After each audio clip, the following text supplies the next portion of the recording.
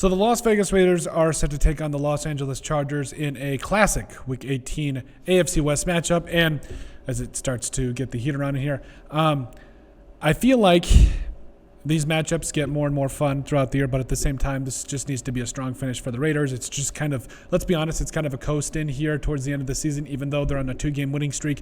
Things have looked better for the Raiders. And then on the other side, you've got a team that's heading to the playoffs. Things look promising. Maybe they're going to at least try to play this one out for a little bit better seeding. I don't know. But overall, there's some different things we're going to be keeping an eye on in this matchup. So first off, let's take a look at the injuries. The Raiders, right now, Amir Abdullah has been a DNP on Wednesday and Thursday. We'll see what he does today, Friday. Hopefully he's good to go. Kayvon Chason was limited with an ankle over the last couple of days, as well as John Jenkins with that heel limited too. One good thing, Jordan Meredith, guard depth, was a DNP on Wednesday. He was limited yesterday, Thursday, so that's good to see. And then we also had Colton Miller limited with that wrist, as well as Isaiah Palamau limited with a hip, and Trey Taylor was limited with that back injury over these last couple of days. So that's just some injuries we're going to be keeping an eye on. So overall, Amir Abdullah, if he can't go, maybe we see some more of Dylan L. That'll be really fun. As for the Chargers, Gus Edwards was a DNP on Wednesday and Thursday, so that'll be something to monitor. I'm hoping he's at least good for go for the playoffs. Puna Ford, who's an absolute stud, did DNP on Wednesday, but he was full go Thursday. Sounds like he's going to be good to go. Alohi Gilman, the safety, coming up with a hamstring, was limited both days. You had Khalil Mack, who was obviously had a veteran rest day on Wednesday, was back to full on Thursday, so he's probably going to be good to go. Lad McConkey was limited, and then was a DNP, then went to limited with that toe. Josh Palmer, that I love to me some Josh Palmer. So the foot was a DNP both days. We'll see how it goes. If I was a betting man, I would say he probably might not go, but we'll see.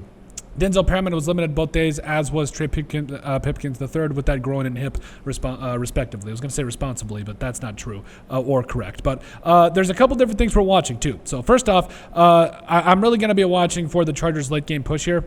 Mainly because obviously they're in the playoffs, but maybe they can get some better seeding. It really rides on the Bengals game and the Steelers game and how that kind of whole thing matches up there. So also the Raiders' strong finish. They've won 2 straight now, and is it going to be enough to save the job of Antonio Pierce and company? We will see. Las Vegas, the new running game, things with Amir Abdullah have been really good, even though he was out 2 of those days. Hopefully he's good to go and can really get something going, or at least we see the Raiders build off of that, what they've been trying to do all season, and build on the running game. Also, Aiden O'Connell. So obviously, Aiden has been a stud these last couple of games, and really, when he's been given the opportunity this season, I don't think he's disappointed, but I do want to see him just further along in his development and see what he can do. Quentin Johnson heating up. So over the last 4 games, he's had 3 straight, or at least 3 out of the last 4 games with 5 catches and a couple of touchdowns.